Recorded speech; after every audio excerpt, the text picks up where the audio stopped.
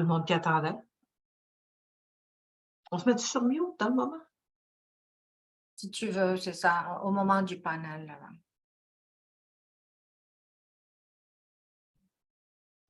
Bonjour tout le monde, donc nous allons bientôt démarrer. Nous avons pas mal de participants qui se sont inscrits aujourd'hui, alors on va vous laisser une petite minute, le temps que tout le monde se joigne à la session.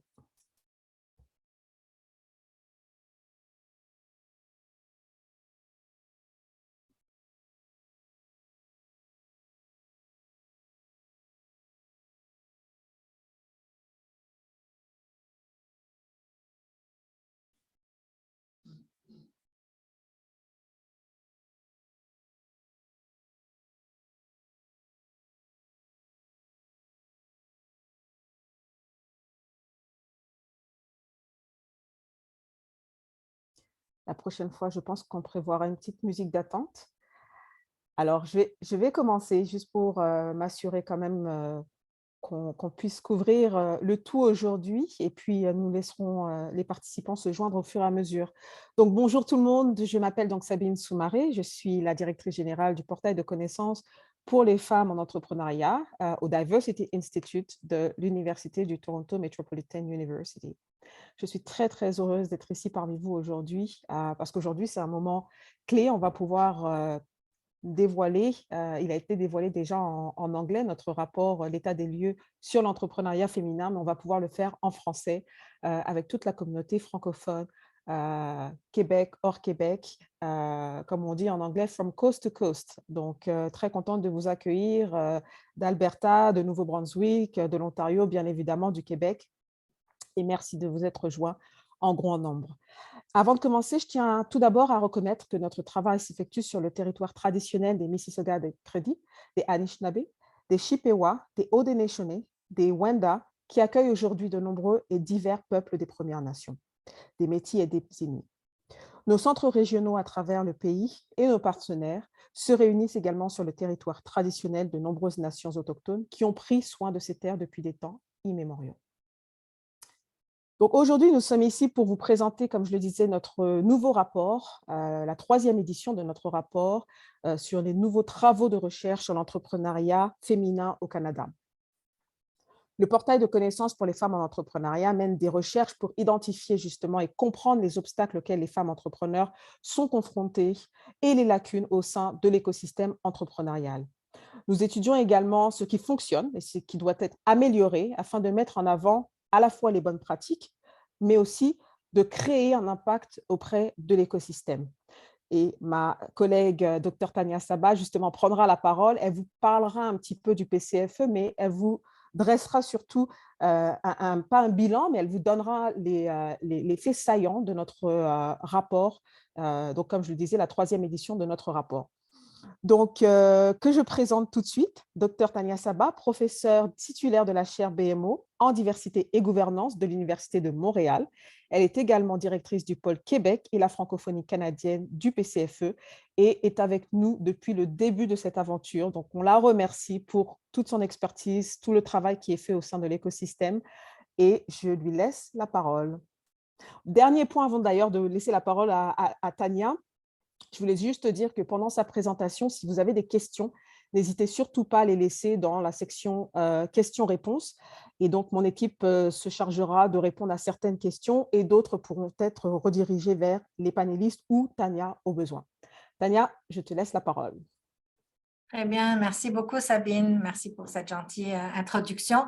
Donc, ravie d'être ici et surtout ravie de pouvoir présenter l'état des lieux de l'entrepreneuriat féminin au Canada. Donc, pour l'édition, l'édition 2023, que je présenterai donc en peut-être une 15-20 minutes maximum. Mais le bonheur, c'est d'être suivi pour commentaires d'un panel constitué de femmes qui portent aussi à bout de bras des organismes qui sont là pour, en encourageant, en supportant, en favorisant l'entrepreneuriat féminin au Québec. Et on a la chance aussi de compter sur une représentation donc de l'Ontario. Avant de commencer, permettez-moi de souligner puis de remercier aussi de leur présence parmi nos participants, des représentants du gouvernement fédéral et provincial. Merci d'être là. Merci à toutes les têtes dirigeantes et les représentants d'organismes de financement, de soutien, d'écoles d'entrepreneuriat, d'incubateurs, toutes les organisations qui sont des parties prenantes de l'écosystème et qui jouent un rôle central. Et bien sûr, bienvenue parmi nous à tous les entrepreneurs aussi qui prennent part à ce lancement. Toute personne, bien entendu, qui est intéressée par l'entrepreneuriat plus féminin, l'entrepreneuriat aussi plus inclusif. Donc, je vais tout de suite partager mon écran, donc passer à travers évidemment les faits saillants. Vous comprenez aussi que le rapport dans son intégralité va être disponible sur le site du PCFE, donc, ou du WEC, du Women Entrepreneurship Knowledge Hub, dans les deux langues, en français et en anglais, donc pour consultation évidemment et références futures. Alors, je vais commencer tout de suite. Donc, c'est un survol. Beaucoup de données proviennent évidemment des recherches qui sont faites centralement, donc avec l'équipe du Women Entrepreneurship Knowledge Hub et également tient compte, bien entendu, des recherches. Statistique Canada nous aide beaucoup ces temps-ci puisqu'il rapporte de plus en plus des données qui tiennent compte de la diversité de l'écosystème et ça nous permet encore une fois de voir les avancées. Donc, 3 points sur lesquels je voudrais passer très rapidement, le portail de connaissances sur les femmes en entrepreneuriat, pour passer à l'état aujourd'hui des faits saillants du 2023, donc de l'entrepreneuriat féminin au Canada, mais aussi de terminer avec un peu l'approche transitionnelle. Qu'est-ce qu'il faut regarder peut-être de plus près? Et bien entendu, ce qui va permettre aussi de nous lancer la discussion tout à l'heure, donc avec nos panélistes. Donc, très rapidement, pour ceux qui ne le connaissent pas encore, le portail de connaissances sur les femmes en entrepreneuriat a vu le jour dans le cadre de la stratégie fédérale de développement de l'entrepreneuriat féminin. Il est mené par le Diversity Institute, donc l'idée par la Toronto Metropolitan University et par ma chère collègue vraiment Wendy Sucure et son équipe. 10 centres contribuent au portail de connaissances, dont le Québec, donc à travers le Canada, donc dont le Québec, dont j'ai le grand bonheur de diriger.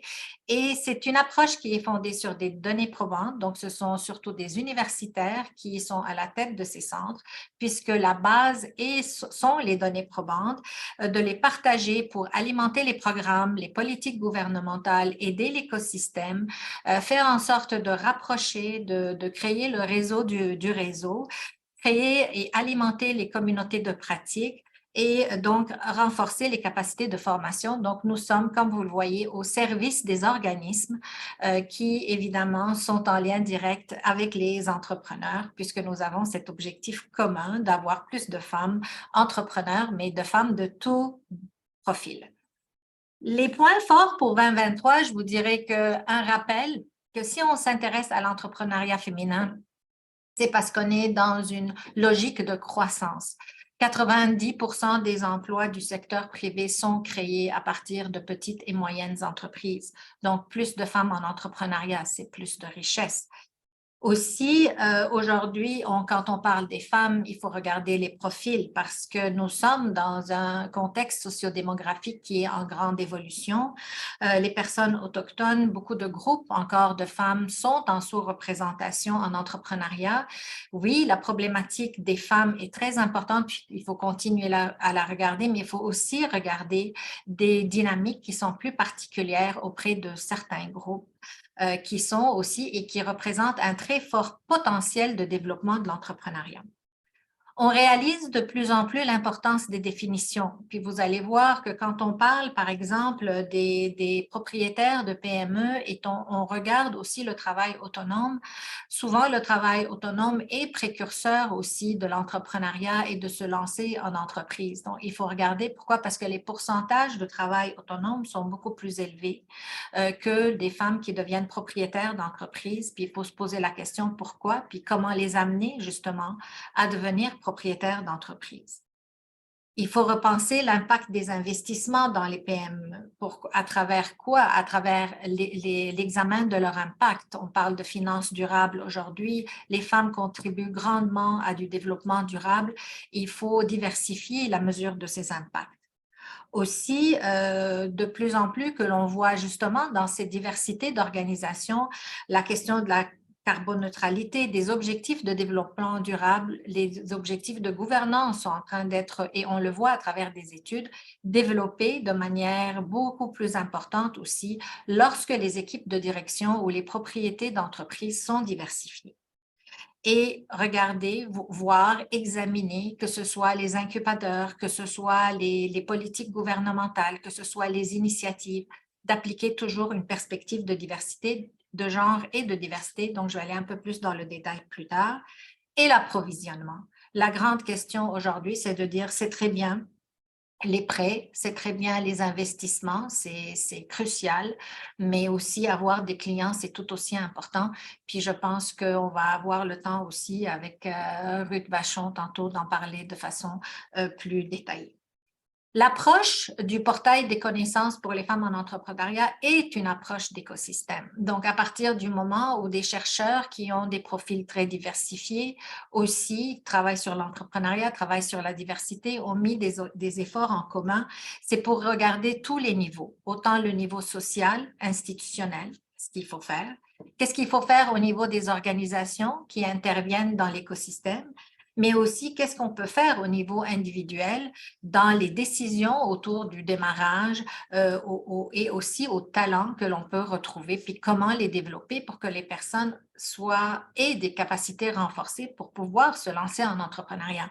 Parce qu'on ne veut pas juste de la désirabilité, comme dit souvent mon collègue Luis Cisneros de la base entrepreneuriale d'HEC, on veut que ça se traduise donc en des actions.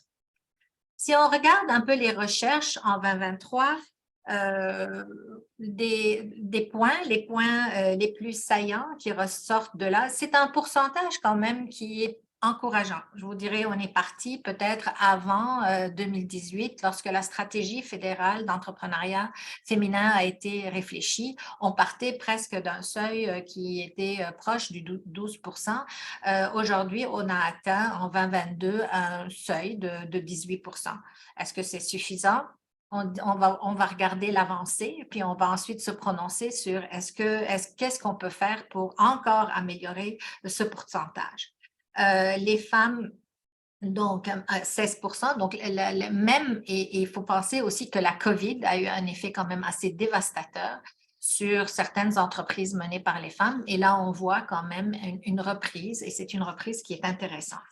Ce qu'il faut aussi, s'il faut retenir quelque chose, d'abord, c'est l'augmentation du taux d'activité de femmes en démarrage. Et ça, c'est intéressant parce que ce taux a augmenté. Donc, il y a plus de femmes par rapport aux hommes qui démarrent des entreprises. Ce qu'il faut aussi retenir, c'est l'innovation.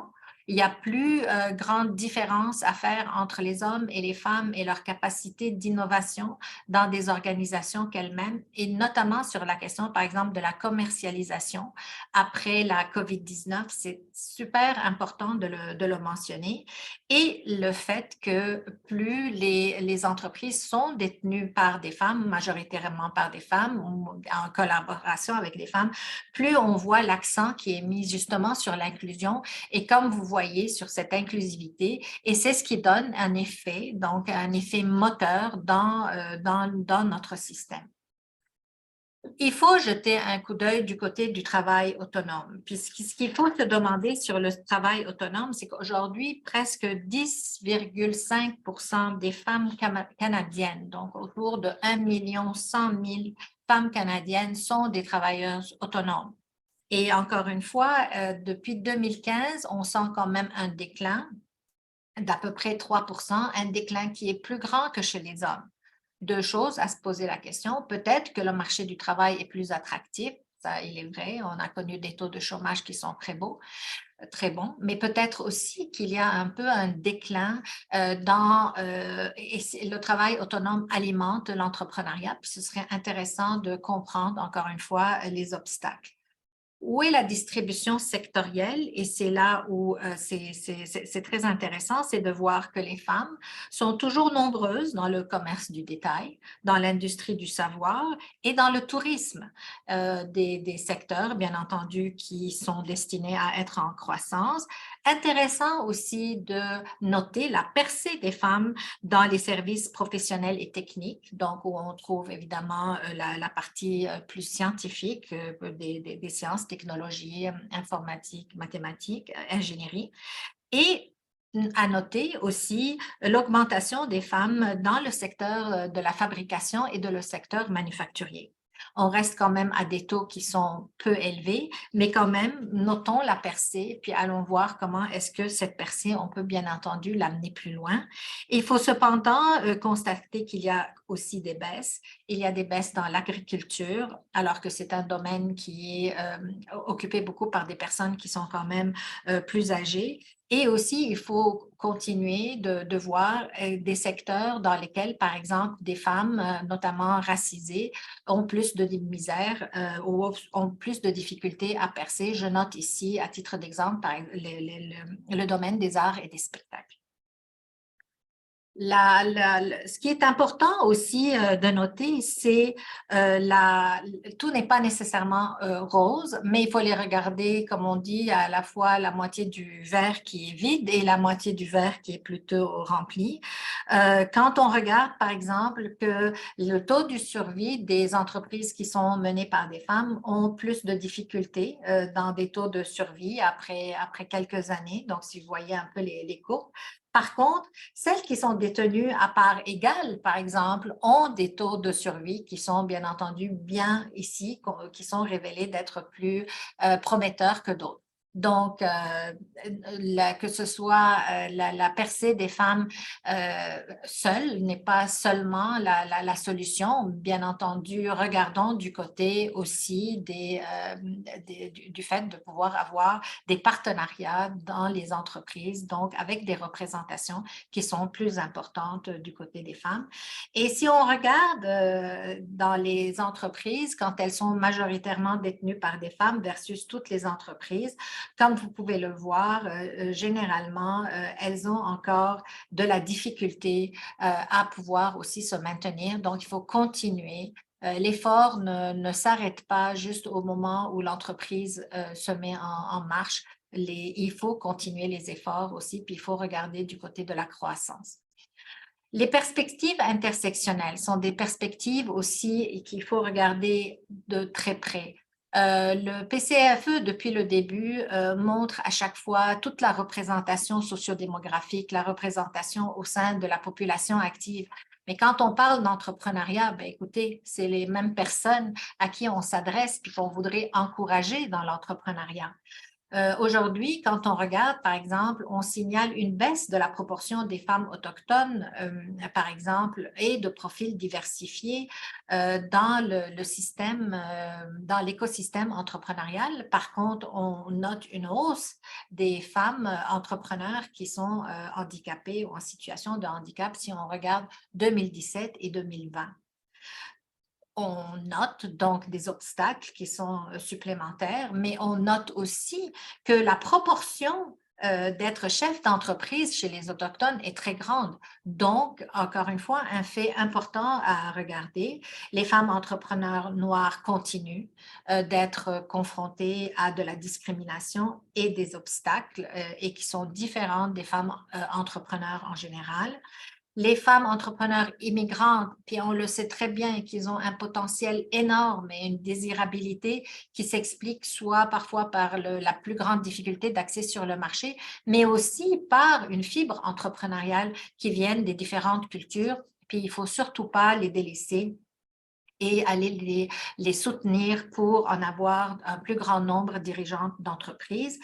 On voit aussi une croissance du nombre d'entreprises qui sont menées par des personnes de la communauté LGBTQ2S+, et qui contribuent jusqu'à hauteur de 22 milliards de dollars dans l'économie. Donc, c'est toujours dans cette optique de croissance et non pas de partage de richesse qu'on voit les choses et pour lesquelles il va falloir voir les choses de façon plus, encore une fois, plus nuancée.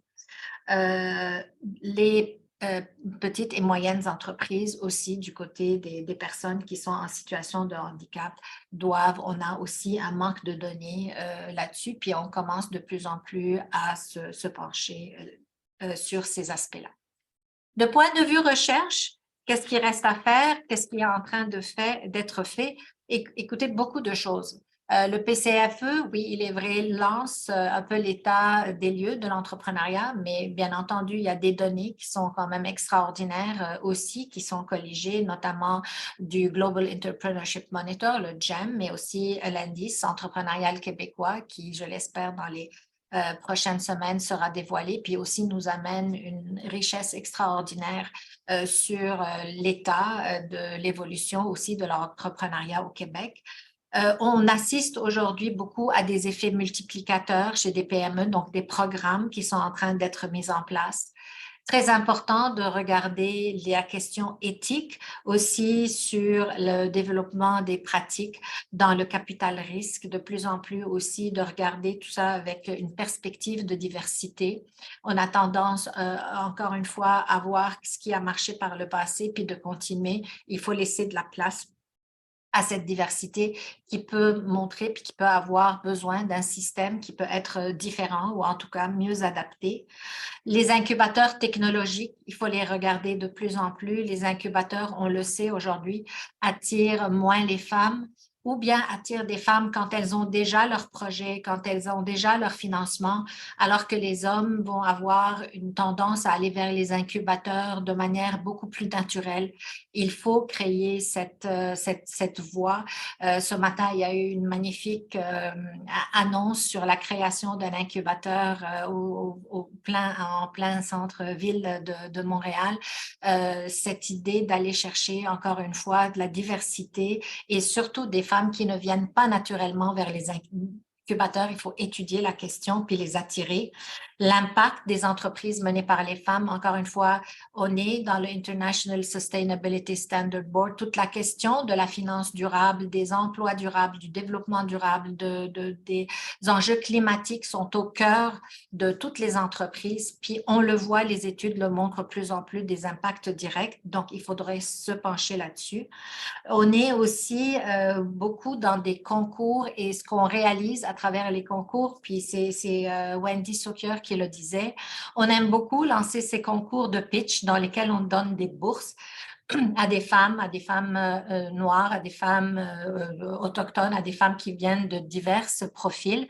Mais ce que l'on constate, et on peut voir encore une fois ça comme une bonne nouvelle ou moins bonne nouvelle, c'est le grand nombre de femmes qui viennent et qui sont en demande de montants qui ne sont pas très grands. Et donc, le besoin du microcrédit est aussi énorme. Puis tout à l'heure, on va voir Indou avec qui on va pouvoir peut-être discuter de cet accès justement à du financement différent.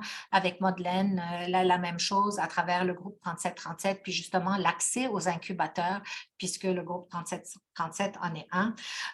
Les femmes en tourisme, donc les secteurs dans lesquels qu'on pourrait cibler pour les encourager, l'écologie, l'agriculture et bien entendu toujours l'entrepreneuriat immigrant.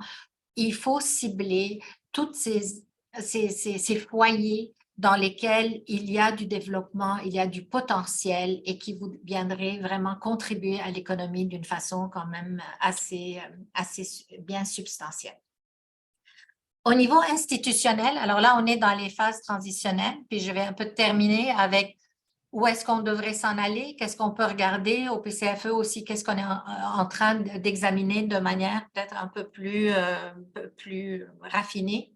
Alors d'abord, évidemment, la stratégie des femmes en entrepreneuriat menée par le gouvernement fédéral a été très innovante, a rapproché beaucoup l'écosystème à travers le Canada. Toute la question aujourd'hui de repenser tous les préjugés sur l'innovation que l'on attribue, encore une fois, technologie, les femmes ne développent pas des technologies, les femmes utilisent des technologies, remettre un peu tout de l'ordre dans ces systèmes, dans ces préjugés, justement pour aller vers des politiques qui sont plus inclusives. Les programmes sociaux, Donc, les programmes gouvernementaux, le Québec a été leader avec les programmes sur les garderies, sur les CPE. Ça a eu une influence extraordinaire. À chaque fois qu'on l'entend, on est très fiers au Québec de se dire si l'entrepreneuriat féminin va très bien par rapport aux autres provinces dans le système canadien. C'est certainement grâce à des initiatives comme celle-ci, donc il faut encore garder de ce côté. Aujourd'hui, on est dans un monde qui évolue beaucoup sur la question de la normalisation. Si on regarde du côté de l'Europe, par exemple, au Royaume-Uni, Investing in Women Code, en France, le Women in France Charter ou la charte pour les femmes en entrepreneuriat font en sorte que on augmente l'adhésion à travers une normalisation, à travers des règles qui sont suivies par des entreprises qui choisissent d'y adhérer. Au Canada, le défi 50-30 qui est lancé par Innovation, Sciences et Développement économique Canada est une initiative à laquelle adhèrent beaucoup d'entreprises et des entreprises du Québec pour faire en sorte de diversifier leurs équipes de direction puis leurs conseils d'administration, sachant très bien que ça a des retombées directes dans l'économie et dans la société. Donc, réduire la fragmentation, augmenter les données. Encore une fois, Statistique Canada nous aide, mais il faut avoir des données pour pouvoir avancer. Et bien entendu, l'orientation est le réel essentiel de tous les organismes qui jouent un rôle intermédiaire incontournable. Et on va écouter tout à l'heure donc notre panel parler sur l'importance de l'écosystème et des organismes là-dedans. S'inspirer, se réaliser, on a besoin de modèles. On a besoin de voir les femmes plus. Le PCFE s'est lancé depuis le début dans cette campagne autour de rendre visibles les femmes. Donc, à toutes les personnes présentes aujourd'hui, vous connaissez des femmes qui ont remporté des succès. S'il vous plaît, n'hésitez pas à le faire. Ça crée des bases de données et ça se reproduit justement dans les moteurs de recherche. Les défis au niveau organisationnel sont grands encore et des organismes de financement. Les barrières, le capital de risque aujourd'hui à qui il faut appliquer encore une fois une perspective beaucoup d'équité, de diversité et d'inclusion. Les alternatives au financement. Nous allons entendre tout à l'heure aussi Vicky nous parler un peu de toute la question de comment est-ce qu'on peut relier le financement à des objectifs, justement, qui sont des objectifs qui sont soutenus aussi par les femmes. La question de l'approvisionnement, toujours, répondre et à l'offre et à la demande, la sensibilisation des grands donneurs d'ordre. Les incubateurs et les accélérateurs, on va en parler tout à l'heure. Les besoins des femmes sont différents, il faut les adresser.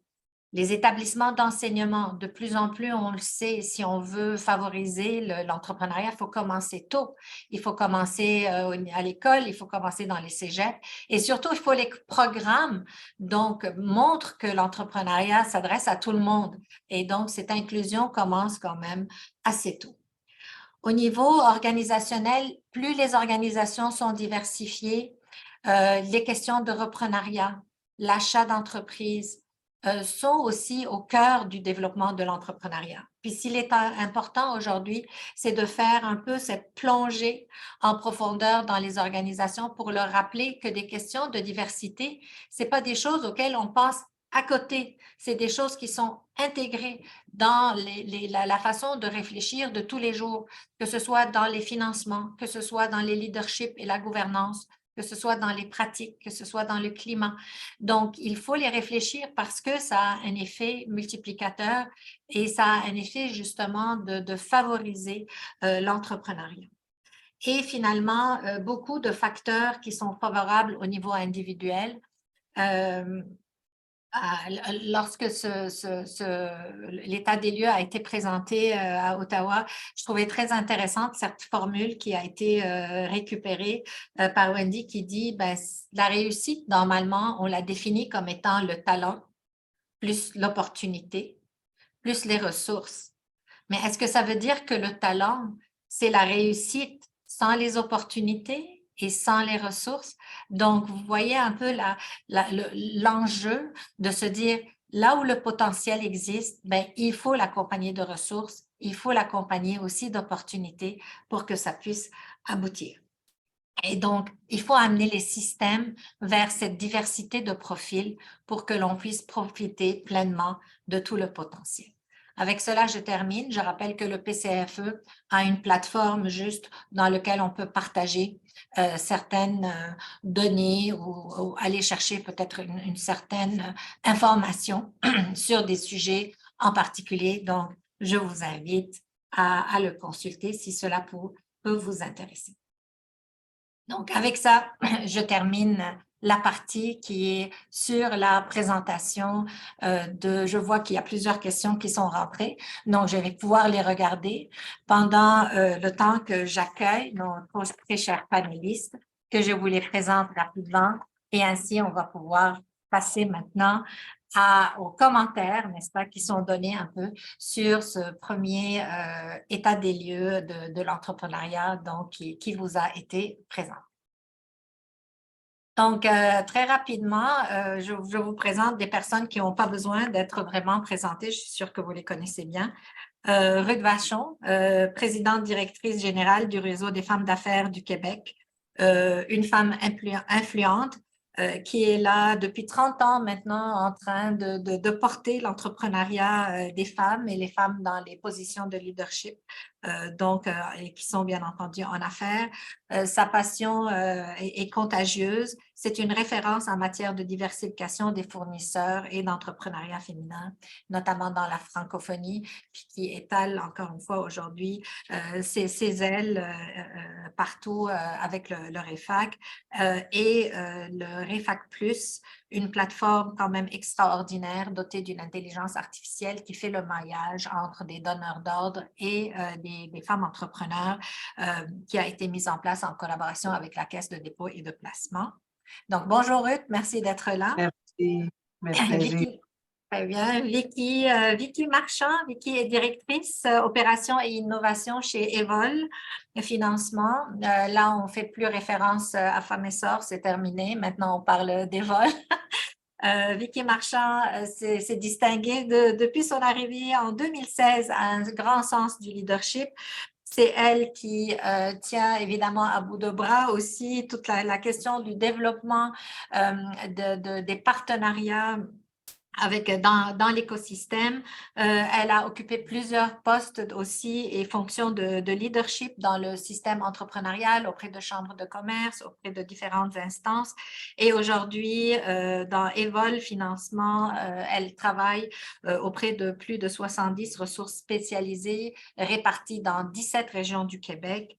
Et bien entendu, Evol a pour mission de contribuer directement à la création, l'acquisition, la croissance d'entreprises à propriété diversifiée avec une stratégie nouvelle qui est beaucoup plus inclusive sur l'entrepreneuriat. Je suis sûre qu'elle va avoir beaucoup de choses à nous dire tantôt. Ça a beaucoup parlé, Tania, ta présentation. Merci beaucoup. Merci à toi. Merci Vicky d'être là. Madeleine Myrtil, directrice de l'entrepreneuriat, groupe 3737. Myrtil est entrepreneur, d'abord elle-même, puisqu'elle est fondatrice de l'entreprise des solutions MO Inc., qui se spécialise dans la formation en ligne.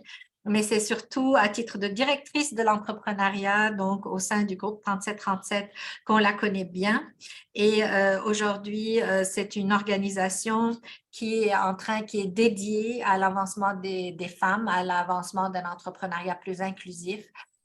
Plusieurs subventions reçues dernièrement à la une, justement, du développement de l'entrepreneuriat inclusif a mis le groupe 3737 souvent, non seulement dans les médias, mais je suis sûre qu'on a bien hâte d'entendre parler de vos stratégies de développement futur, enfin actuelles et futures. Donc, merci Madeleine d'être là et d'être parmi nous. Merci beaucoup. Merci beaucoup, Tania, pour l'invitation. Et moi aussi, j'ai été beaucoup interpellée, là, surtout toute la question là, au niveau des entrepreneurs issus de la diversité, les entrepreneurs, surtout les femmes noires également. Donc, j'ai bien hâte de discuter. Oui, merci. Juste correction, vice-présidente entrepreneuriat, groupe 3737. Indou Krishnamurti, merci d'être là. Indou, ça fait un petit bout de temps, on revient à mes débuts, en tout cas au PCFE, c'était parmi les premières personnes que j'ai eu la chance aussi de rencontrer. Directrice générale de Microcrédit Montréal, un organisme de microcrédit où les investissements au niveau social se sont accordés, notamment aux entrepreneurs, mais surtout beaucoup aussi au travail auprès des professionnels immigrants. Elle siège au conseil d'administration de PME Montréal Centre-Ville. Elle est passionnée de bâtir un Québec plus inclusif et prospère, mais elle est dans une niche quand même qui est aujourd'hui très en demande, qui on le voit à travers les données, à travers les recherches. Indou, c'est la question du microcrédit. Faut-il toujours penser à du financement de milliers et de milliers de dollars? Comment est-ce que l'accès au microcrédit peut également être soutenir puis avoir quand même un impact important aussi au niveau de la prospérité et puis de favoriser l'entrepreneuriat des femmes et des femmes immigrantes et des femmes de tout profil. Indou, merci d'avoir accepté l'invitation. Merci Tania, il me fait plaisir d'être ici avec ces femmes formidables, d'échanger dans les prochaines heures. Très bien, merci. Et Caroline Zamar, directrice générale du mouvement ontarien des femmes immigrantes francophones, donc le MOFIF. Merci Caroline d'être ici.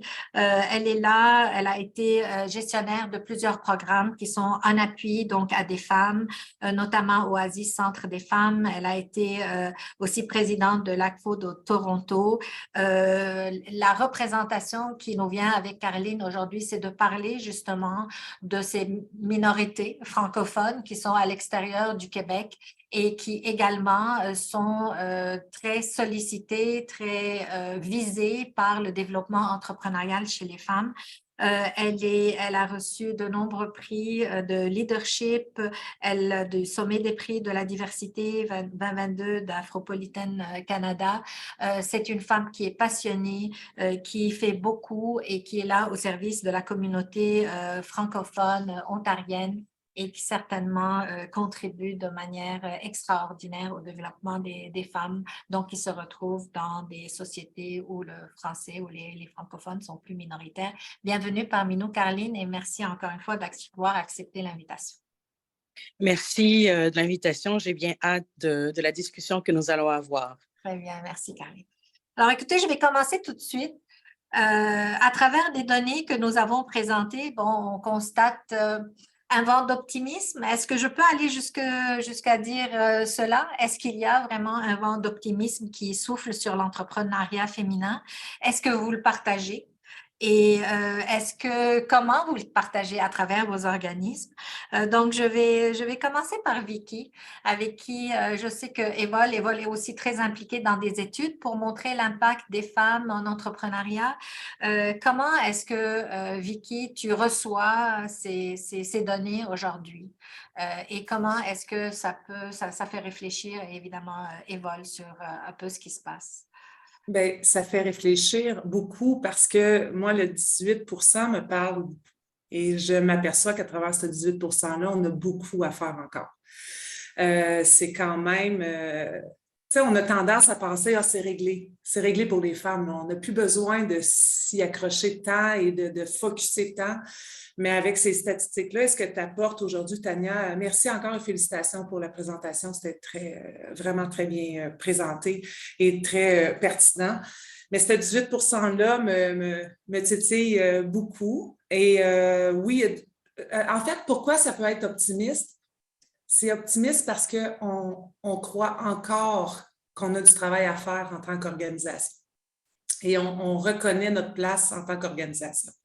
Evol, oui, anciennement Famessor, puis on ne faut pas renier d'où on vient, au contraire, parce que Famessor a bâti pendant ces 25 années-là. Et rendu Evol, on avait besoin justement de penser plus inclusif et penser plus entreprise d'impact.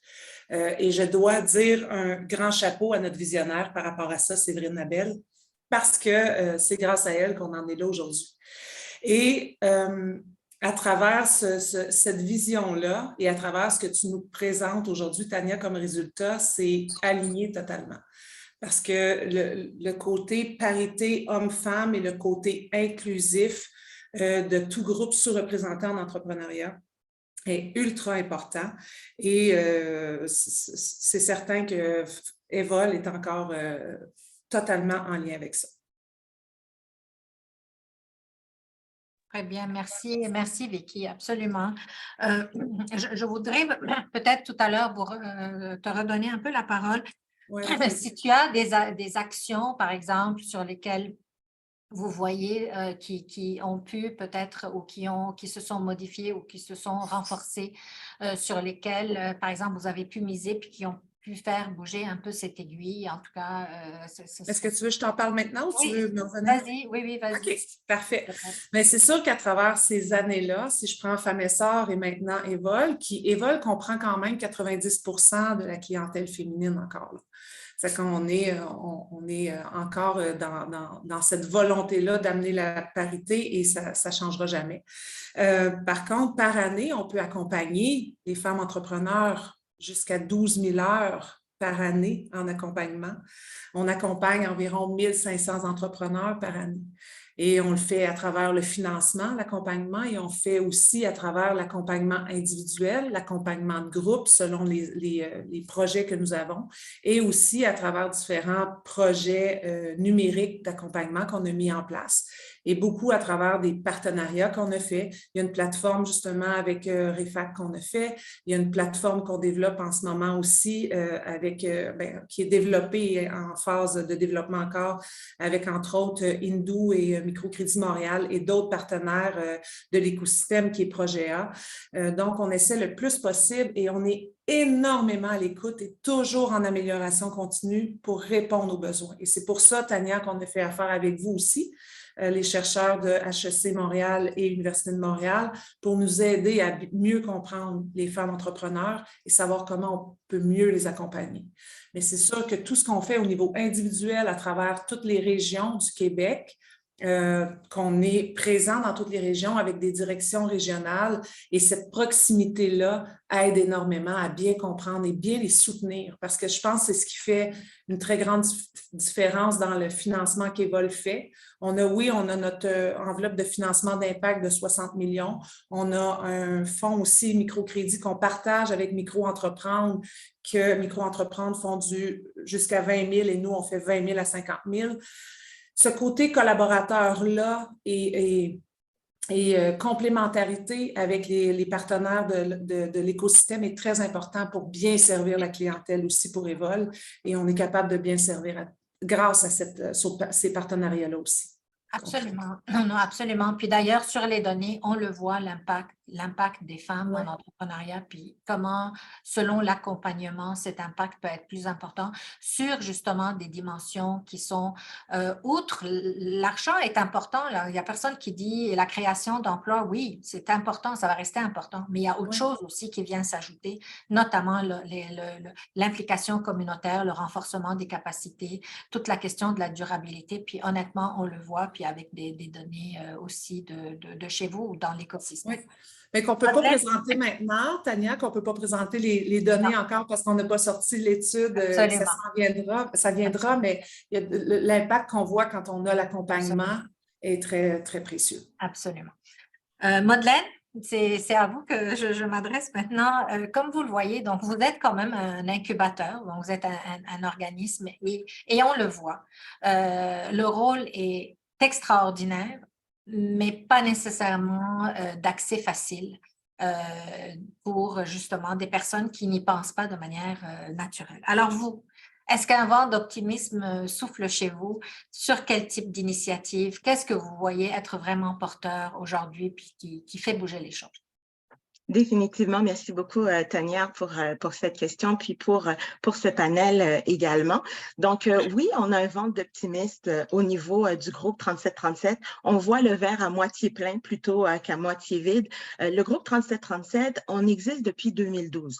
Donc nous, c'est depuis 2012 qu'on reconnaît l'importance et les difficultés vécues par les entrepreneurs issus de la diversité ethnoculturelle. Donc c'est vraiment depuis 2012 qu'avec avec notre petit bâton de pèlerin qu'on va et on dessert cette clientèle issue de la diversité ethnoculturelle. C'est important de mentionner que le groupe 3737 est inclusif, en ce sens qu'un caucasien ou une caucasienne qui veut avoir de l'accompagnement, on va l'accueillir les bras ouverts. On a cette sensibilité au niveau de la diversité ethnoculturelle parce que quand on regarde aussi au niveau des membres du groupe 3737 et les alliés qu'on a, c'est littéralement l'ONU. Donc, on a cette sensibilité au niveau là, de la diversité. Ceci étant dit, depuis 2012, c'est plus de 2000 entrepreneurs que le groupe 3737 a accompagnés. Et ces entrepreneurs-là ont pu générer plus de 1000 emplois et collectivement générer 190 millions de chiffre d'affaires. Donc, il y a une richesse, il y a un apport économique issu de la diversité ethnoculturelle. Mais maintenant, comme les chiffres l'ont démontré dans le rapport, ils vivent des obstacles. Ils vivent des difficultés qui leur sont propres et qu'il faut continuer d'adresser. Et oui, on a des initiatives justement pour aller cibler ces défis que vivent les entrepreneurs issus de la diversité. Notamment, notre PDG, Louis-Edgar Jean-François, était au front pour justement construire la création du programme d'entrepreneuriat pour les communautés noires. Donc, c'est un fonds de 351 millions qui a été mis sur place pour pouvoir justement mieux soutenir les entrepreneurs noirs. Parce que comme vous l'avez mentionné, ils ont le désir d'entreprendre, mais les barrières en lien avec notamment le financement, en lien avec l'accès au réseau, c'est des vrais défis qui existent et que nous, au niveau du groupe 3737, on voit au quotidien. Et les femmes vivent encore plus de défis. C'est d'ailleurs une des raisons pour laquelle, au niveau du groupe 3737, quand vous parliez d'initiative, on a créé le programme Femmepreneurs. Donc, Femmepreneurs, c'est pour les femmes qui sont actuellement en affaires et pour pouvoir venir justement toucher les défis qui sont vécus par ces femmes-là. Je vous donne un exemple rapide. Un homme et une femme, ils vont avoir le même projet. Disons une boulangerie. La femme va avoir un plan d'affaires avec des prévisions financières d'une grande société. Elle va dire qu'elle va générer 50 000. L'homme va arriver avec un plan d'action de 2 pages, puis il va dire qu'il va générer 250 000. Donc, on a un travail à faire avec nos femmes pour, au niveau du mindset, au niveau de l'accès aussi au réseau. C'est une des raisons pour lesquelles une autre initiative qu'on fait, c'est les missions commerciales, l'ouverture vers le monde. Dernièrement, on était à Londres, on a été l'année dernière à Dakar. C'est pour démontrer à ces entrepreneurs issus de la diversité que oui, c'est possible d'agir localement, mais maintenant, le terrain de jeu, c'est le monde. Donc, cet accès également et ce service qu'on offre à nos entrepreneurs permet de pouvoir justement les aider à augmenter leur chiffre d'affaires et à devenir des entreprises plus pérennes. Parce que souvent aussi, au niveau de l'entrepreneuriat immigrant, on voit dans certains cas que c'est par subsistance et ce n'est pas nécessairement par choix. Donc, c'est parce que malheureusement, on n'a pas été en mesure, pas dans tous les cas, mais dans certains cas, on n'a pas été en mesure d'atteindre le niveau professionnel souhaité. On se retourne vers l'entrepreneuriat pour être en mesure de pouvoir subvenir aux besoins. Maintenant, nous, dans notre accompagnement, on souhaite amener l'entrepreneur à développer des entreprises qui sont pérennes. Et c'est pour ça qu'on mise énormément sur le coaching personnalisé.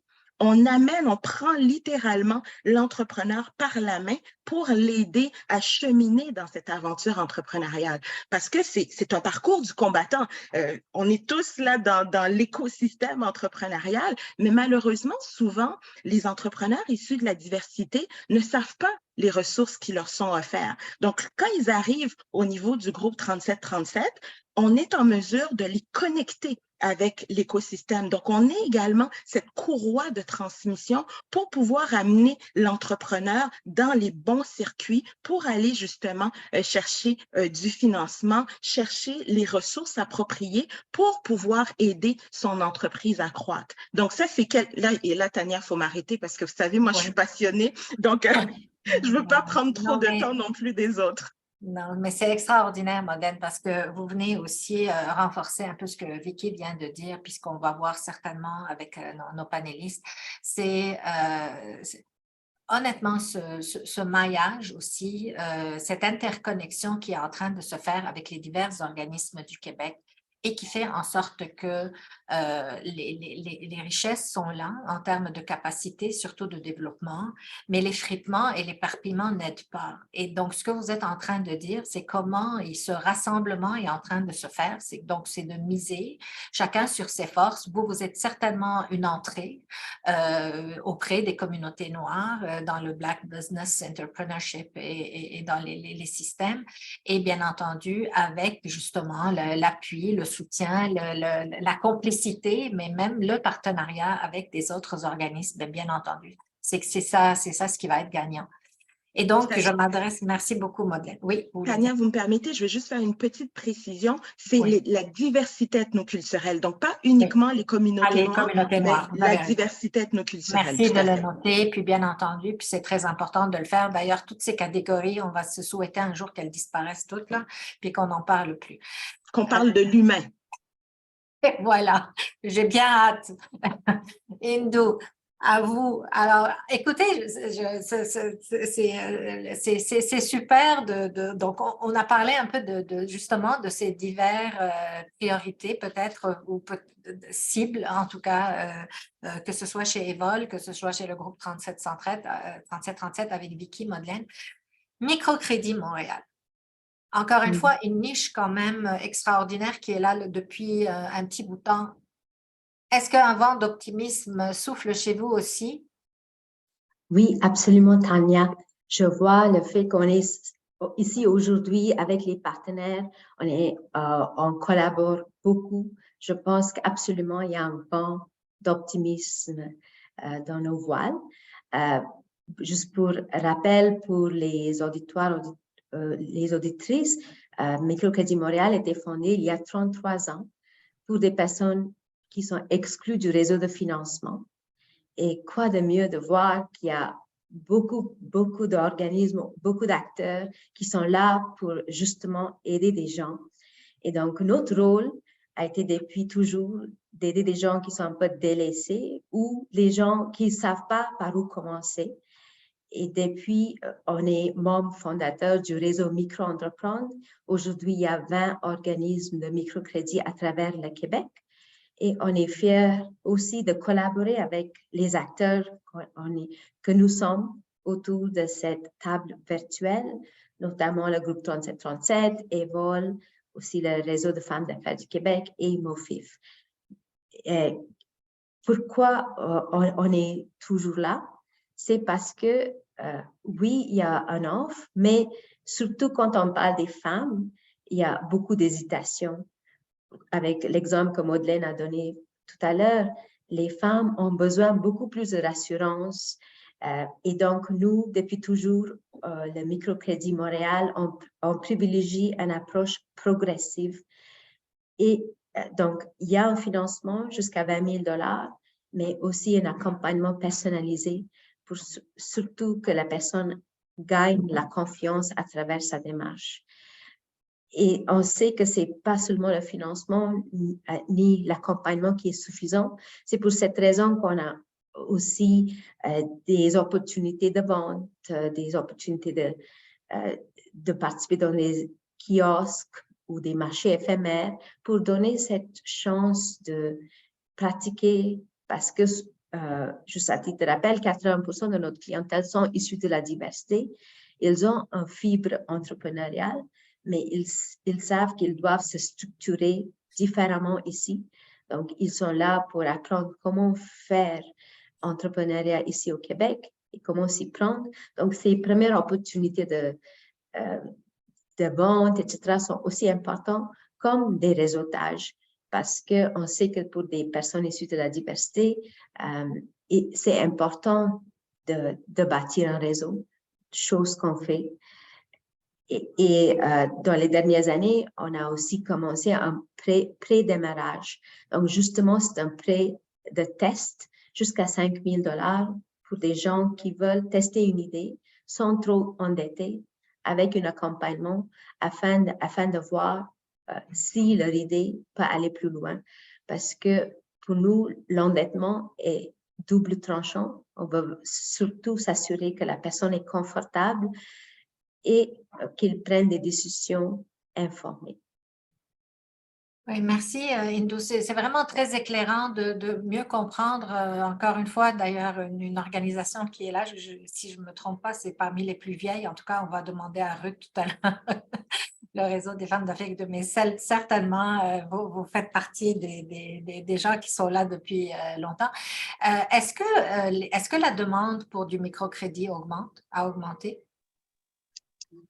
Oui, mais ça commence par un engouement en entrepreneuriat grâce à tout ce qu'on entend, etc. Donc, pendant la COVID, on a eu une augmentation de 500% dans les formations qu'on offre, en formation pour la découverte de l'entrepreneuriat, et c'est offert exclusivement pour une clientèle féminine. Et c'est là qu'on a eu une augmentation de 500%. Donc, c'est à la fois, on offre des cohortes en anglais et en français. Et la pandémie nous a fait réaliser que finalement, la mode Zoom, ça privilégie accès à ces formations. Et donc, maintenant, c'est comme une chaîne. Donc, on commence à sensibiliser des personnes sur l'entrepreneuriat. Ils ont un pré-test ou un pré-démarrage jusqu'à 5 000 $ à la fin de cette formation afin de voir si c'est bon pour eux. Et l'idée, c'est qu'on leur accompagne progressivement avec d'autres prêts et finalement de les envoyer vers l'écosystème pour avoir des services de nos partenaires dans l'écosystème. Et à Montréal, on a PME Montréal notamment. Oui. Donc, on voit l'effet du buzz quand même est contagieux. Puis, encore une fois, ça profite à un organisme puis à l'autre et c'est formidable. Merci beaucoup, Indou.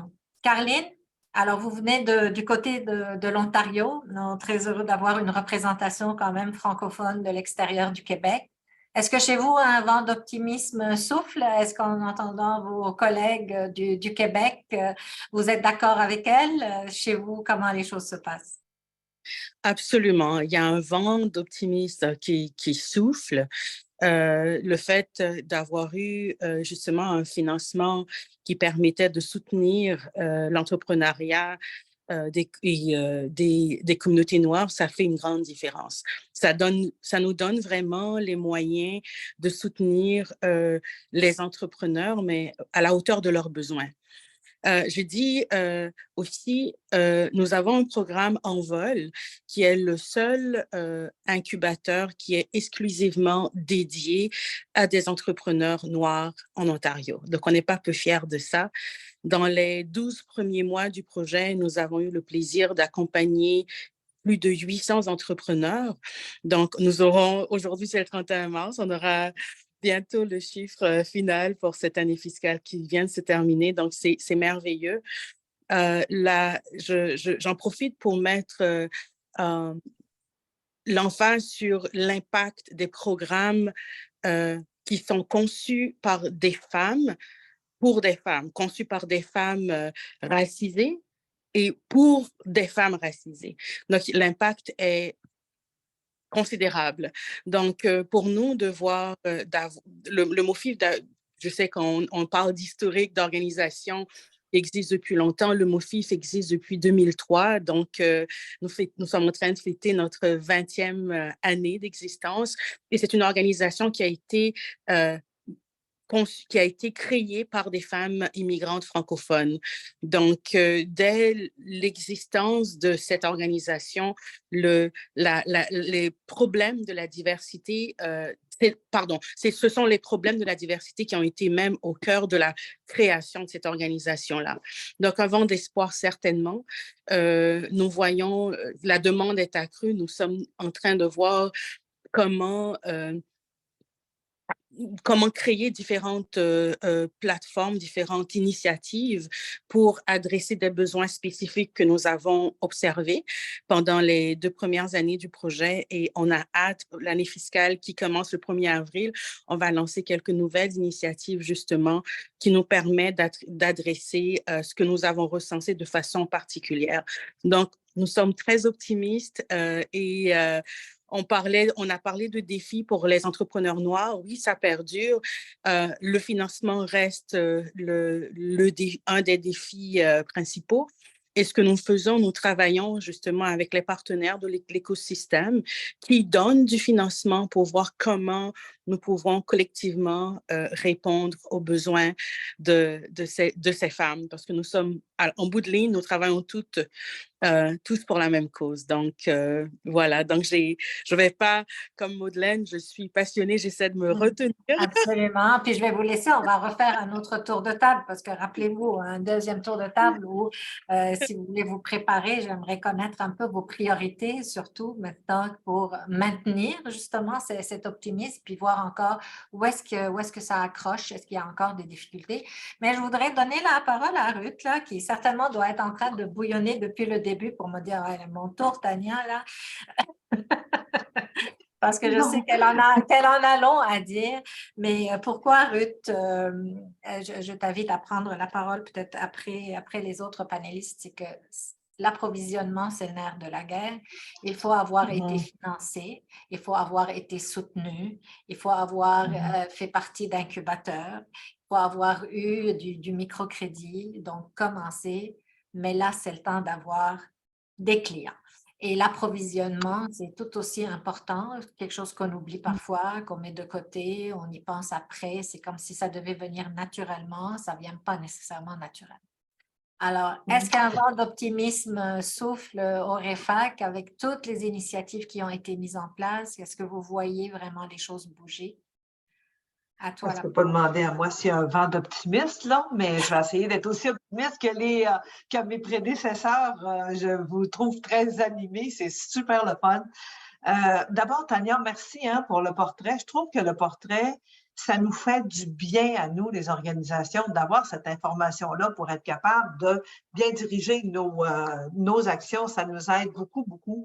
Tantôt, on parlait d'un peu d'ancienneté. Alors, je peux dire que moi, je détiens les 2 titres. Je suis la plus vieille sur le panel et le réseau le plus vieux. Le réseau a 41 ans. Moi, je suis arrivée il y a 12 ans. Puis quand on parle d'optimisme, moi, je me rappelle que quand on parlait d'entrepreneuriat détenu majoritairement par les femmes, là, je me disais, si on peut augmenter d'1%, là, je vais être tellement contente, je vais avoir l'impression qu'on a contribué à faire une différence. Là, on est allé chercher quelques pourcents, mais ça a quand même pris 12 ans avant qu'on fasse bouger l'aiguille de 2, 3, 4%, là, ce qui est quand même pas beaucoup. Alors, c'est sûr que mon vent d'optimisme serait comment on peut accélérer ça. Mais la bonne nouvelle, c'est que il y a 12 ans, les femmes entrepreneurs ne réalisaient pas non plus à quel point il y avait besoin. Puis, ils étaient souvent plus frustrés de voir qu'on voulait les aider. Puis, il y avait une espèce de perception de « vous voulez nous aider parce qu'on est une femme ». Non, on est capable. Donc, puis dans l'approvisionnement, ce n'est pas parce qu'on veut t'aider parce que tu es une femme. Puis là, on avait toujours, nous, on représente 50% de la population, donc pourquoi vous nous classez comme des minorités? Alors, on disait tout le temps, c'est pas parce que vous êtes 50% de la population, c'est parce que dans les marchés, en termes d'approvisionnement, les femmes représentent 1%. Alors, de là, la minorité. Alors, quand un groupe qui est minoritaire, que les gens nous parlaient de « oui, mais c'est faire du favoritisme que de penser qu'on pourrait donner des contrats à des femmes parce qu'elles sont des femmes ». Alors, ce que je trouve optimiste, c'est d'avoir repositionné l'aiguille pour dire c'est pas parce que tu es une femme, c'est parce que tu n'es pas présente dans les marchés, que tu sois issu, tu deviens un groupe issu de groupes sous-représentés par le fait même en entrepreneuriat. Alors ça, je trouve que c'est une compréhension qui a été captée. Ce qui est intéressant, c'est la conscience que les femmes ont prise de s'apercevoir que oui, on a besoin. Oui, c'est correct de se faire aider. C'était comme se faire traiter de plus faible parce qu'on avait besoin. On a eu aussi, ce qui est aussi très intéressant, c'est de voir comment l'écosystème s'est rapproché, comment l'écosystème a été capable de développer des choses en commun et qu'on n'essaie pas tout le temps de se piler sur les pieds un organisme et l'autre. Parce que nous, on a vraiment pris, oui, l'approvisionnement, l'accès au marché pour les femmes, la création de richesses. C'est vraiment la ligne fine qu'on a prise avec le temps et qu'on essaye de respecter au maximum. Chez nous, ça finit toujours par comment je peux amener des contrats dans ton organisation. C'est vrai que depuis des années, depuis en tout cas moi, le temps que je suis là, il y a peu d'investissement de la part des gouvernements qui a été fait en matière d'accès au marché pour les femmes. On a vu dans la première phase du SFA de l'argent consacré presque entièrement aux entreprises, aux organisations qui faisaient du financement. Ça a pris 3 ans plus tard avant qu'il y ait des sous qui ont été consacrés pour les organisations comme nous qui se consacraient exclusivement sur l'accès au marché. Ce qui est intéressant, c'est le fait là, que ces entreprises-là, qui appartiennent à des femmes, maintenant, on touche 18, mais tu as une ligne qui touche particulièrement, quand on regarde en nombre d'employés, ce sont de petites entreprises. Alors, on nous demande de développer des entreprises majoritairement détenues par des femmes qui ont très peu d'employés. Alors, on nous demande de travailler dans un créneau qui est très petit. Alors que quand on regarde, par exemple, les entreprises qui sont détenues à 25-50, détiennent souvent des entreprises qui sont plus prometteuses, plus faciles à faire grandir, plus faciles à faire passer de l'autre côté. Alors, nous, on a créé vraiment cette homologation-là pour augmenter un peu notre prestance dans le pipeline pour être capable de faire grandir ces entreprises, à tout le moins les connaître pour savoir que ce sont nos prochaines. L'accès au marché, c'est un accompagnement qui est différent. Alors nous, on s'est un peu donné le mandat d'être des accompagnateurs sur le terrain des femmes entrepreneurs pour les connecter à des marchés. On a un programme depuis 2 ans qui est très prometteur, qui a accéléré la relance, dont l'objectif est d'aller chercher 500 femmes entrepreneurs, de les connecter à des marchés via la plateforme qu'on a développée avec la Caisse de dépôt il y a quelques années et qui est là que pour connecter les femmes entrepreneurs à des contrats. On a aussi développé avec EY un robot pour aller extraire des appels d'offres des marchés publics et les amener sur la plateforme de façon à ce que les femmes puissent voir plus facilement les appels d'offres à laquelle elles ont droit. Ça va super bien, je vous dirais. Mais ce qui est surtout encourageant, c'est de voir un peu l'intérêt des grandes entreprises pour lesquelles il faut suivre de près. C'est très important. Nous, on a une 40aine de grandes entreprises dans notre pipeline avec qui on travaille. Et il faut aller, je dirais, comme dans une conversation, aller tirer les verres du nez pour être capable d'avoir du résultat. Puis dans notre cas, je vous trouve très chanceuse de pouvoir avoir des chiffres probants comme ça. Pour nous, là, quand on travaille sur le terrain avec les femmes entrepreneurs, on ne sait pas quand est-ce que ça porte. C'est un peu notre enjeu principal, je dirais. C'est dur pour nous d'être capable de mesurer cet impact-là parce que souvent, on va avoir mis ces gens-là en relation il y a 5 ans, puis le contrat va arriver 5 ans plus tard. Ils ne se rappellent même pas que ça venait de nous, cette connexion-là. Alors, on vit sur l'espoir qu'un jour, on va être capable d'avoir des indicateurs de performance plus facilement repérables, là. Mais entre-temps, on peut dire quand même que dans un objectif de 3 ans, d'avoir un impact économique de 13 millions de contrats qui seront donnés aux femmes entrepreneurs, on peut dire qu'après 1 an et demi, le 13 millions a été rendu à 31 millions. Alors, ça nous dit que c'est extrêmement intéressant, puis que les grandes entreprises, tu parlais au début, Tania, puis ça nous touche énormément parce que la diversification, moi, quand j'ai commencé à en parler il y a 12 ans, de la diversification des fournisseurs.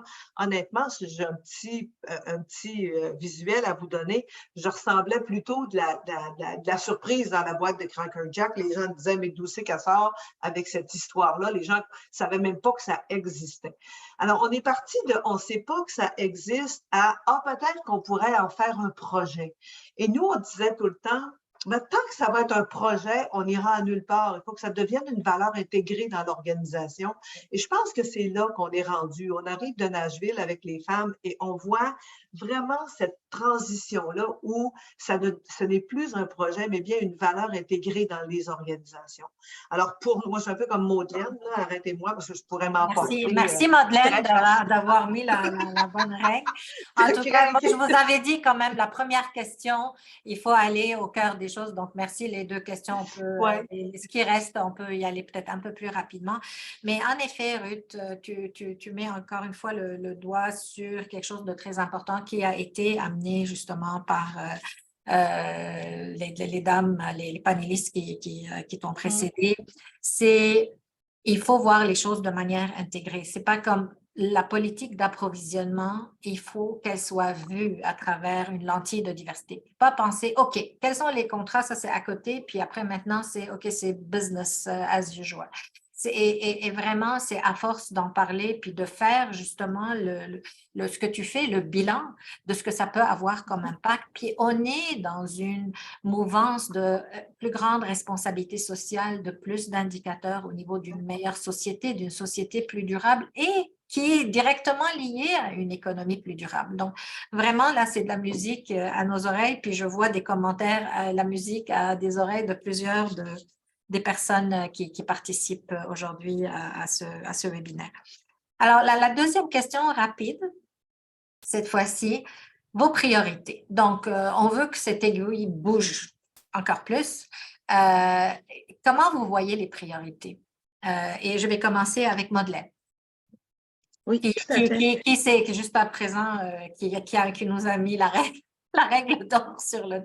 Alors, je vais essayer de continuer avec les bonnes consignes. Donc, c'est sûr qu'au niveau du groupe 3737, nous, nos priorités, depuis janvier 2022, maintenant, on a un déploiement pan-canadien. Donc, j'ai vu une question tout à l'heure dans le clavardage. Est-ce que vous êtes au Nouveau-Brunswick? Est-ce que vous êtes en Ontario? La réponse, c'est oui. Donc, maintenant, et on offre les services dans les deux langues. Et notre but, ça va être justement de solidifier, de répliquer ce qu'on a fait, la recette gagnante du 3737 à Montréal. Donc, de répliquer à travers nos 12 bureaux pour mieux accompagner, encore une fois, les entrepreneurs issus de la diversité ethnoculturelle. Ce qu'on souhaite, les actions importantes, puis je vais donner un exemple pour illustrer notre cheval de bataille, c'est vraiment d'avoir des actions concrètes et de sensibiliser, que ce soit les différentes parties prenantes à ces actions concrètes. Je donne l'exemple, le groupe 3737 est cofondateur, d'ailleurs le PDG et le président du conseil d'administration de FACE Coalition. Donc, FACE est un fonds pour les entrepreneurs noirs. Donc, c'est 291 millions qui ont été mis pour les entrepreneurs noirs. Mais de ce 91 millions, c'est 160 millions qui ont été déjà donnés en prêt. Donc, ça, c'est une action concrète, donc ciblée pour les entrepreneurs noirs. Donc, vous voyez, nous, actuellement, c'est vraiment de regarder des actions concrètes. Il faut forcer la machine. Naturellement, ça ne se fera pas. Donc, il faut forcer la machine avec des actions comme celle-ci. Donc, ça, c'est un exemple pour aider. On a un autre exemple, l'initiative Appuyer les communautés noires. Donc, ça, c'est 4 organisations à travers le Canada pour renforcer les capacités des OBNL. Et le groupe 3737, c'est l'organisation pour le Québec. Il y en a 3 autres à travers le Canada. Mais c'est 206 OBNL qu'on a contribué à renforcer leur capacité. Donc, vous voyez, c'est de travailler sur des enjeux bien précis et tout ce qui se mesure s'améliore. Donc, c'est une des raisons pour laquelle également je suis contente d'avoir ce rapport parce qu'on a des chiffres. Et là, dans le cas des 2 initiatives que je viens de mentionner, bien, on a des chiffres concrets qui démontrent justement que quand on s'attaque à un problème, à une situation particulière, bien, à ce moment-là, on peut contribuer à éradiquer la situation. Donc, nous, notre cheval de bataille, ça va être vraiment de continuer à trouver des éléments pour pouvoir aider les entrepreneurs dans leur développement, notamment au niveau des sources de financement, au niveau de l'accès au réseau, puis notamment également cette sensibilisation à l'écosystème pour avoir des actions ciblées. Donc, il faut arrêter d'être dans la théorie, puis il faut être dans la pratique. J'ai terminé. Madeleine, merci. Juste vous dire que de telles initiatives aussi, vous savez, le PCFE, on est là, nous, pour diffuser de l'information. Donc, si vous avez des initiatives que vous aimeriez diffuser, c'est le temps, parce on est toujours à la recherche de ce qui se fait aussi au Québec, mais ici, qui est aussi porteur, justement, pour des communautés même au Canada. Donc, juste nous en faire part. Avec plaisir. Rapidement, Caroline, vos priorités. Et pour nous, la priorité, c'est vraiment la croissance. Dans le bassin d'entrepreneurs que nous accompagnons, nous avons plus de 70% d'entre elles qui sont en démarrage. Donc, nous voulons vraiment que leur entreprise soit des entreprises pérennes. Nous lançons notre programme d'accélérateur au cours de la prochaine année fiscale. Entendons-nous, c'est le 1er avril, donc dans une journée. Donc, nous, c'est vraiment de voir d'aider à bâtir des entreprises qui sont florissantes, qui ne sont pas des entreprises, je dis toujours à nos entrepreneurs, on ne crée pas des entreprises pour que vous receviez des miettes. Nous croyons vraiment que vous pouvez construire, avoir accès, construire, bâtir cette richesse. Donc, c'est ça notre focus, le financement et la croissance. Et comme Mylène l'a dit, on veut vraiment des actions concrètes. On veut offrir à nos entrepreneurs du soutien qui les amène vraiment à faire une différence dans leur entreprise, dans leur vie. Donc, et nous espérons que nous aurons toujours les moyens financiers pour continuer à leur donner accès à des services conseils, du mentorat et toute la gamme de services que nous leur offrons. Voilà. Merci beaucoup, Caroline, absolument. Indou? Oui, chez Microcrédit Montréal, on a 2 priorités. D'abord, de toujours garder la lentille d'intersectionnalité et d'être conscient de tous les défis qui peuvent venir avec ça. Donc, de jamais oublier que l'intersectionnalité est importante. Et la deuxième priorité, c'est d'aider les travailleurs autonomes à passer aux propriétaires de PME. Et je vois que ça, c'est un de vos des éléments qui a été partagé dans votre rapport. Et cela, on peut faire seulement grâce à les acteurs qu'on a, pas seulement ici, mais aussi les autres acteurs de l'écosystème. Et ça prend un écosystème parce que un organisme ne peut pas tout faire. Donc, je suis contente qu'on est, oui, on collabore, mais aussi les initiatives, le financement aussi nous appellent à collaborer davantage. Et c'est ça qui va faire en sorte que les gens vont passer, ceux qui ont une idée vont passer à l'action, puis après grandir avec le temps. Oui, absolument. Merci, Indou. D'ailleurs, rapidement, j'ai regardé un peu les questions défiler. On va essayer d'y répondre au fur et à mesure. Mais par exemple, la question du financement, est-ce qu'on peut se lancer sans financement? Rappelez-vous qu'un des éléments importants, c'était de voir que souvent les femmes, puis encore plus les femmes avec des profils diversifiés, avaient comme premier recours à des épargnes personnelles avant de penser à aller chercher du financement. Donc oui, on peut se lancer, mais est-ce qu'on va avoir la même possibilité de développement et d'aller de l'avant et de soutenir ces actions? Non. Et donc, encore une fois, ce sont des choses qui ont déjà été vues et revues. Puis je pense qu'on passe aujourd'hui au stade où la différence entre travailleuse autonome qui prend toute la responsabilité toute seule, puis limite un peu ses risques, ben on va de l'avant, puis on va chercher du financement, puis on avance. Absolument. Merci, Indou. Vicky? Beaucoup de pain sur la planche, là. Et puis, ça va être difficile de résumer quelques priorités, mais je suis sûre que tu vas être capable de le faire. Oui, mais là, je vais faire un rebond sur ce que tu viens de dire parce que j'ai quand même envie de supplier les femmes entrepreneurs de ne pas utiliser tout leur argent personnel c'est bon. Avant. Parce que, puis là, ça peut avoir l'air de prêcher pour notre paroisse parce qu'on fait du financement, mais ce n'est pas le cas. Puis souvent, on voit trop qu'ils ont tous utilisé leurs ressources avant de venir nous voir. Puis si c'était le contraire, gardez vos placements, gardez votre argent et faites du financement. Ça va être beaucoup plus avantageux pour vous, pour l'avenir et beaucoup moins stressant. Ça, c'est une petite parenthèse. Si on parle de priorité, chez Evol, bien entendu, notre priorité va être reliée à notre raison d'être. Et vraiment, pourquoi on existe? On existe justement pour aider les femmes entrepreneurs et tout groupe sous-représenté en entrepreneuriat à aller au bout de leur projet, à les faciliter par le financement et faciliter par l'accompagnement, mais sans oublier, bien entendu, qu'on veut que ces entreprises-là aient de l'impact sur notre société, de l'impact positif sur notre société et que ces entreprises-là soient diversifiées. Et il y a une statistique que tu as apportée, une donnée, Tania, que tu as apportée sur le taux de survie quand c'est des entreprises, je vais l'appeler mixte, parce que je ne sais plus le terme, mais moi, ça, là, ça me parle tellement. Et ce n'est pas juste femmes, ce n'est pas juste hommes, mais la collaboration et la solidarité et la parité dans les entreprises, au lieu que ce soit juste femmes et juste hommes, on le voit, tu as la preuve que c'est là que ça va avoir un taux de survie plus grand. Donc, pour moi, c'est ça. On va apporter d'autres financements. On a 60 millions pour les aider. On a un autre fonds microcrédit aussi avec Micro-Entreprendre qui est là aussi pour le démarrage. Et on a tout l'accompagnement pour les aider à s'élever et s'amener dans un niveau optimal de leur projet avec tous les collaborateurs qu'on voit ici et les autres partenaires de l'écosystème. J'apporterai une petite précision à la fin et mon souhait.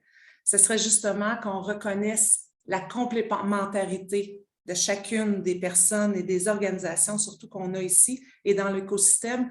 Et tu avais une question qui s'en est à savoir comment on peut être mieux, comment on peut aider mieux les entrepreneurs. Je pense que c'est en assurant aussi la pérennité des organisations qui sont tellement au service des entrepreneurs et de reconnaître justement la complémentarité et de pouvoir aider les organisations à un niveau le mieux possible pour pouvoir mieux servir les entrepreneurs de groupes sous-représentés. Oui, absolument. D'ailleurs, on le voit encore une fois. Merci, Vicky.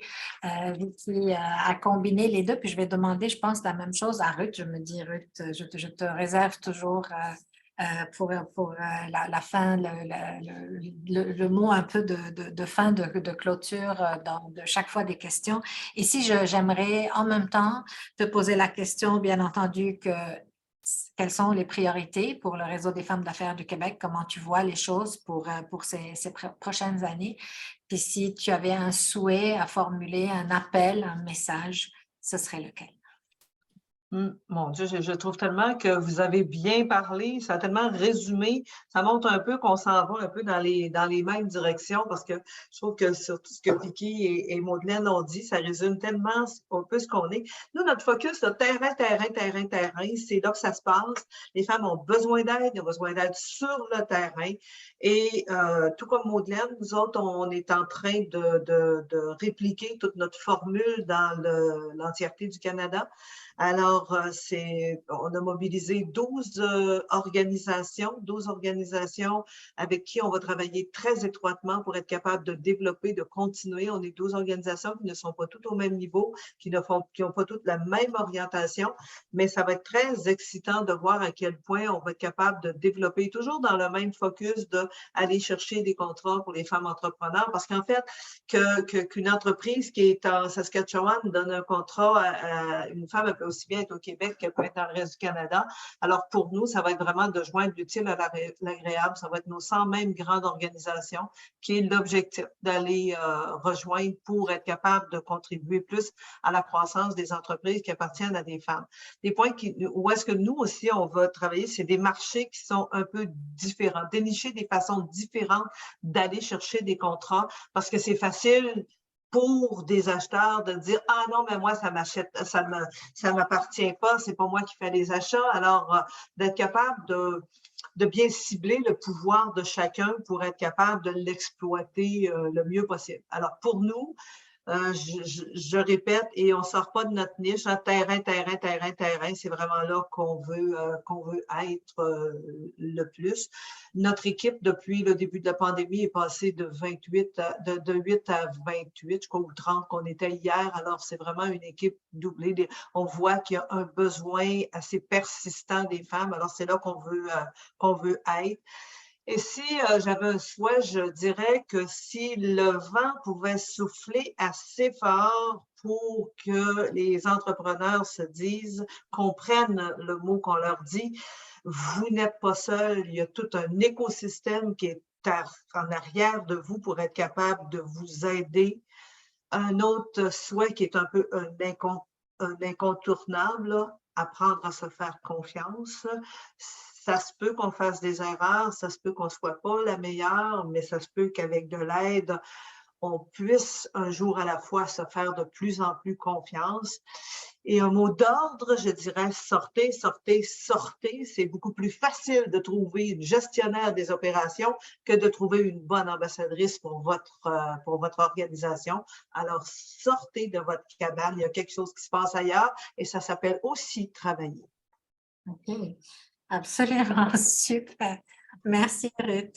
Alors, peut-être, Indou, le message que vous aimeriez laisser, évidemment, à toutes les personnes pour s'adresser à microcrédit, aux entrepreneurs en général? Donc, le mot sera oser. Oui, on a besoin de prendre confiance en nous, comme Ruth a dit tout à l'heure, et d'oser, et en sachant qu'il y a tout un écosystème qui est là pour les personnes d'aller de l'avant.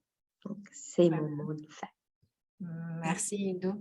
Caroline, un message, un mot de fin que vous aimeriez? Beaucoup des questions, évidemment, portent en disant l'Ontario, le MOFIF fait des choses quand même extraordinaires. Qu'est-ce que vous diriez aux personnes qui vous écoutent? Je leur dirais, comme Indou vient de le dire, d'oser et surtout que l'entrepreneuriat ne discrimine pas. Donc, de profiter de toute l'aide qui existe à travers l'écosystème et d'y aller avec confiance. L'entrepreneuriat ne discrimine pas. Oui, absolument. Merci, Caroline. Madeleine. Alors, seul, on va vite, ensemble, on va loin. Puis aujourd'hui, ça démontre justement le fait que toutes ces organisations sont là ensemble. Vous n'êtes pas seul, comme Ruth l'a dit. Ensemble, on va pouvoir vous aider. Alors, moi, je tends la main vers les autres organisations. Le groupe 3737 est ouvert pour collaborer avec vous parce que c'est l'entrepreneur qui est au centre de nos préoccupations. Et chers entrepreneurs, vous n'êtes pas seuls. Comme Nike le dit, just do it. Vous ne serez pas toute seule. On va vous tenir par la main, comme on fait avec nos enfants, comme on fait avec nos sœurs, nos tantes, nos mères. Donc, vous n'êtes pas seuls, faites-le, puis vous allez voir. Moi, je suis entrepreneur, j'ai fait le saut de l'ange, je l'ai jamais regretté, puis c'est ce qu'on veut répliquer, là, d'autres entreprises pérennes, mais lancez-vous, vous n'allez pas le regretter, c'est le temps. Merci, merci Madeleine. Écoutez, avant de redonner la parole à Sabine pour la clôture, j'aimerais quand même remercier toutes les personnes qui ont posté des questions à nos panélistes sur la question de l'entrepreneuriat social. Écoutez, quand on parle aujourd'hui des différents impacts que peuvent faire les femmes en menant des organisations, justement, c'est pour couvrir tous les secteurs de l'économie, que ce soit d'économie, encore une fois, vous voyez les différents secteurs d'activité, mais c'est de s'investir partout. Donc, ça, il n'y a pas justement de discrimination par rapport aux formes d'organisation. Pour les personnes qui nous disent, est-ce que vous avez, est-ce qu'il y a quelque part, est-ce qu'on est trop jovialiste? Moi, je vous dis non, comme l'aiguille a bougé, la discussion a bougé. Si on reste juste à énumérer les obstacles et les difficultés, on va rester en train d'énumérer des obstacles et des difficultés. Et si je reprends un peu les termes qui ont été utilisés, Forcez la machine de Madeleine, sortez de chez Ruth, chez Vicky, venez nous voir, osez, ne discriminez pas et on ne discrimine pas du côté de Caroline et Hindou, encore une fois, sur toute la question de il faut sortir, il faut oser, il faut venir. Écoutez, c'est là qu'on en est. Donc, on les connaît, les obstacles. Et si ça ne marche pas, on sait ce qui ne va pas. Ça, c'est terminé. Puis, on ne va pas rester à ce stade-ci. Il faut évoluer vers d'autres. Mesdames, merci. Merci d'avoir été là. Merci d'avoir partagé ce moment. Je laisse la parole à Sabine donc, pour ce mot de la fin. Et merci à tous nos participants. Merci Tania, merci mesdames. Vraiment, je pense que ça vous avez beaucoup inspiré, mais au-delà de ça, on en a appris beaucoup plus sur vos organismes. Et vos organismes sont en train de grossir, de croître et de vous étendre à l'échelle du pays. Et je pense que c'est le message qu'il fallait vraiment envoyer aujourd'hui pour que toutes les personnes qui se sont jointes à nous aujourd'hui, comme je le disais, d'Alberta, du Nouveau-Brunswick, de l'Ontario, bien évidemment du Québec, sachent qu'il y a maintenant une présence ou qu'il y aura bientôt une présence. Donc, merci pour vos partages. Aussi, un mot important, l'impact. Vous avez vraiment démontré que vos organismes ont un impact sur l'entrepreneuriat féminin, l'écosystème. Donc, on vous souhaite que de belles choses pour les années à venir. Et mesdames, on n'a jamais eu autant de ressources. Jamais eu autant de ressources pour les femmes entrepreneurs. Donc, tous les conseils qui ont été donnés, de vous lancer, d'y aller, d'oser, je pense que vous avez un appui derrière. Alors, n'hésitez surtout pas. Ça, c'était mon petit message. Mais je voulais surtout remercier, bien évidemment, les panélistes, bien évidemment Tania, qui a présenté ce rapport, qui a été vraiment une très belle présentation, qui met très bien en lumière à la fois les faits saillants, mais aussi les recommandations pour que l'écosystème continue de se développer. Et je tiens aussi à mentionner, c'est important de le faire, toute l'équipe de recherche qui est derrière ce rapport. Wendy Coussier, qui est vraiment le lead dans la recherche au portail de connaissances pour les femmes en entrepreneuriat. Puis enfin, ma belle équipe de communication qui, vraiment, sans elle, Ting, Sally, sans vous et sans l'équipe, bien sûr, du Québec, donc l'équipe de Tania, cet événement n'aurait vraiment pas eu lieu parce que je peux vous dire qu'elle a été montée en un record. Alors, on est vraiment très contente. Merci pour votre temps. Tout sera envoyé par courriel parce que, comme je vous dis, c'est une équipe de choc. Donc, on vous enverra l'enregistrement, le rapport et on vous dit peut-être à l'année prochaine. À bientôt. Bonne journée. Très bien. Merci beaucoup.